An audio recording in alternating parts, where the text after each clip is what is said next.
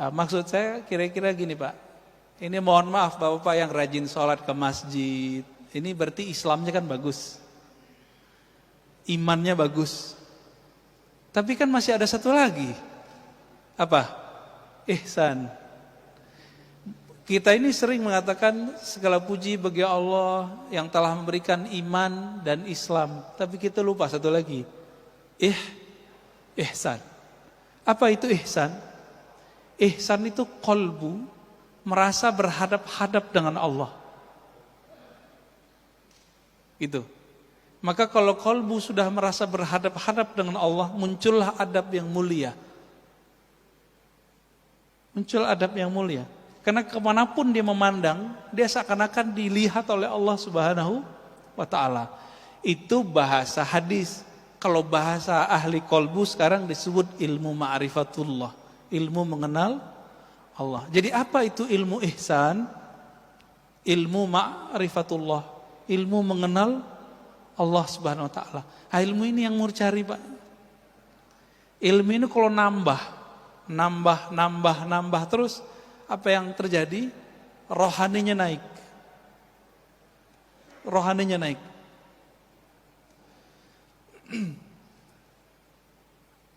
Kembali ke ya Tuhan nafsul mutmainnah. Wahai jiwa yang tenang, pulanglah engkau kepada Allah.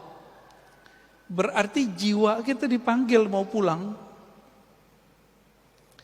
Oleh karena itu Bapak saudara makan Allah, setelah orang meninggal itu bukan berarti masalah selesai. Bukan berarti masalah selesai. Ini kita loncat aja langsung ke surga ya. Di surga semua umat manusia mencari cara supaya naik pangkat. Kita mundur dulu ya, mahsyar aja deh. Lebih gampang mahsyar. Di padang mahsyar semua umat manusia mencari syafaat. Nanti di sorga minta lagi. Ini kita yang paling gampang di padang mahsyar. Siapa yang mereka cari? Dicarilah Nabi Adam alaihissalam.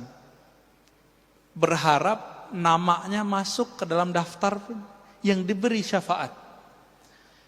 Ternyata Nabiullah Adam tidak punya hak untuk memberi syafaat sampai dapat izin dari penghulu para nabi. Maka Nabi Adam bilang, coba tanya Nuh. Dia adalah Rasul pertama di bumi. Ya, Nabi Adam kan di surga, lalu kemudian turun ke bumi.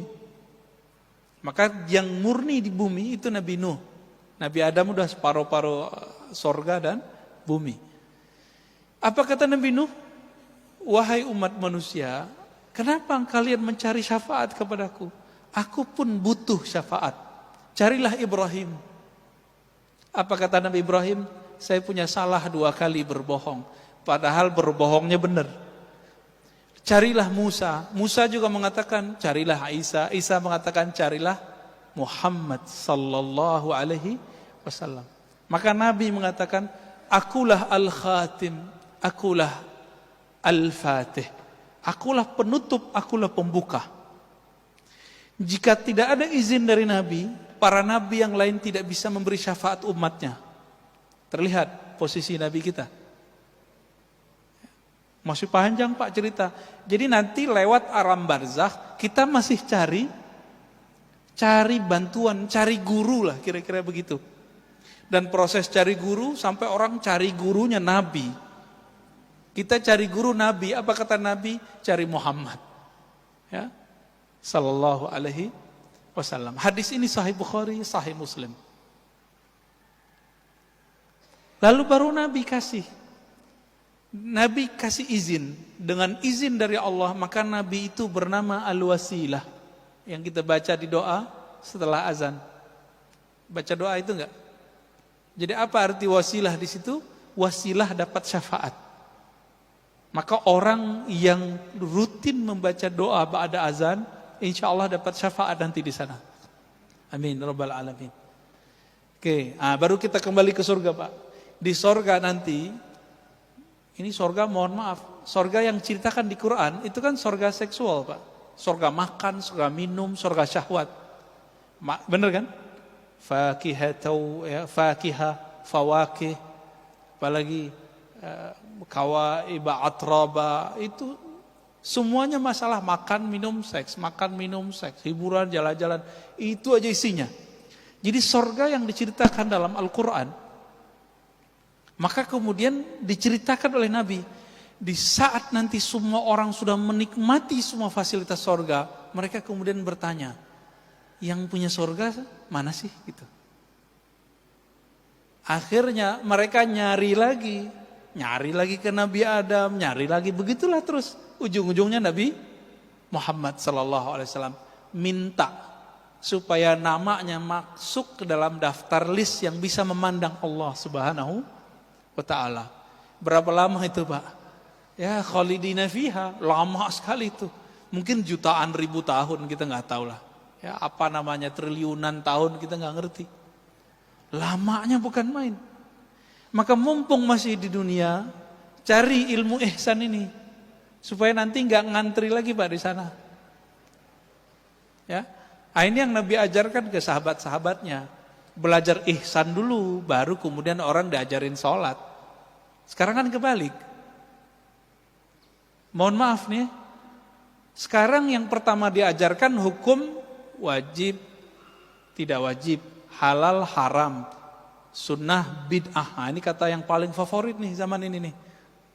Ini sunnah, ini bid'ah, ya kan? Ini kata favorit Pak. Akhirnya bocah-bocah baru ngaji, berani nyalahin ustadz, bilang, Ustadz ente bid'ah. Ajaran ente bid'ah tak? Cuma karena dia berbeda dengan si ustadz yang sudah puluhan tahun ngaji, anak-anak sekarang berani kurang ajar Pak. Orang-orang baru hijrah, baru ngaji di persimpangan jalan, bingung nih mau ngaji kemana.